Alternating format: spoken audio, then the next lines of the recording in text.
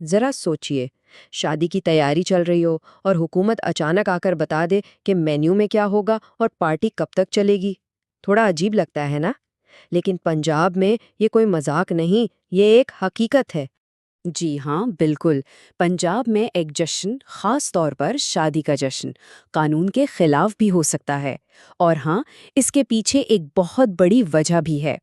اس قانون کا پورا نام ہے پنجاب میرج فنکشنز آرڈیننس 2015، اور اس کا مقصد وہ جو شادیوں پر بے تحاشا خرچے ہوتے ہیں نا، اور دکھاوا، بس اسی کو کنٹرول کرنا ہے۔ تو آئیں اس قانون کی کتاب کو ذرا کھول کر دیکھتے ہیں کہ اس کے اندر آخر لکھا کیا ہے۔ تو آج ہم بات کریں گے کہ یہ قانون تقریبات کو کیسے ریگولیٹ کرتا ہے، دکھاوے پر کیا رولز ہیں، اور ہاں، وہ مشہور ون ڈش رول کیا چیز ہے۔ پھر دیکھیں گے کہ رات 10 بجے کا کرفیو کیوں ہے، اور سب سے ضروری، اگر کوئی رول توڑے تو پھر ہوتا کیا ہے۔ اچھا، تو سب سے پہلے یہ ہے کیا چیز؟ دیکھیں، یہ ایک صوبائی قانون ہے، مطلب پورے پنجاب، ہر شہر، ہر گاؤں میں جو بھی شادیاں ہوتی ہیں ان سب پر یہ اپلائی ہوتا ہے۔ اس کا بنیادی مقصد صرف اتنا ہے کہ تقریبات کو ایک سسٹم کے تحت لایا جائے۔ تو اس قانون کا اصل ٹارگٹ کیا ہے؟ وہ ہے دکھاوے کی تقریبات، یعنی وہ دکھاوا، وہ شوشہ، اس کو روکنا۔ مطلب کہ شادی کو دولت کی نمائش نہ بنایا جائے، بلکہ اسے ایک سادہ، خوبصورت تقریب تک رکھا جائے۔ اور پتہ ہے، یہاں سے بات اور دلچسپ ہو جاتی ہے۔ قانون صرف عام سی بات نہیں کرتا کہ دکھاوا نہ کریں، نہیں، یہ بہت خاص طور پر بتاتا ہے کہ کس کس چیز پر پابندی ہے۔ تو یہ ہیں وہ 5 چیزیں۔ نمبر 1، سڑکوں اور گلیوں میں لائٹس لگانا، اس پر پابندی ہے تاکہ عام لوگوں کو، ٹریفک کو کوئی مسئلہ نہ ہو۔ نمبر 2، پٹاخے اور ہوائی فائرنگ، جو اکثر کتنے خطرناک ثابت ہوتے ہیں، ان پر تو بالکل مکمل پابندی ہے۔ پھر جہیز کی نمائش، اسے بھی منع کیا گیا ہے تاکہ سوشل پریشر کم ہو۔ اور آخر میں سب سے اہم، کوئی ایسی چیز نہ ہو جس سے آس پڑوس کے لوگوں کا سکون خراب۔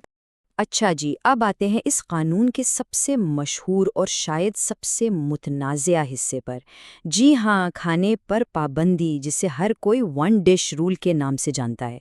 قانون کا سیکشن 4 بالکل صاف صاف کہتا ہے کہ مہمانوں کو صرف ون ڈش ہی سرو کی جا سکتی ہے، اور یہ رول صرف میزبان پر نہیں بلکہ کیٹرنگ والوں پر، میرج ہال والوں پر، سب پر اپلائی ہوتا ہے۔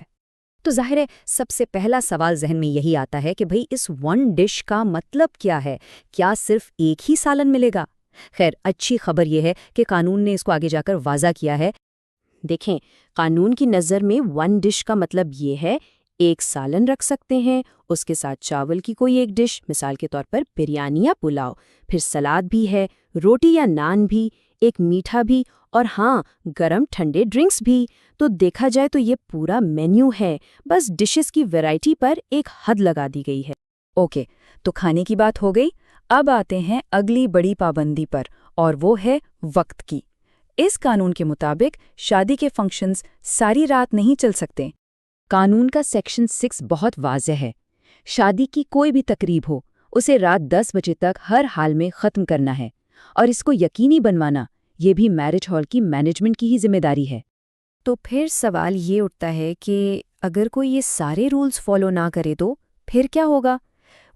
قانون میں اس کے لیے بھی صاف صاف نتیجے بتائے گئے ہیں۔ دکھاوے کے رولز ہوں، ون ڈش کا رول ہو یا وقت کی پابندی، ان میں سے کسی بھی رول کو توڑنا ایک قابل سزا جرم ہے۔ سیکشن 8 کے تحت رول توڑنے پر 1 مہینے تک کی قید ہو سکتی ہے، اور جرمانہ وہ 50,000 سے شروع ہو کر 20 لاکھ روپے تک جا سکتا ہے۔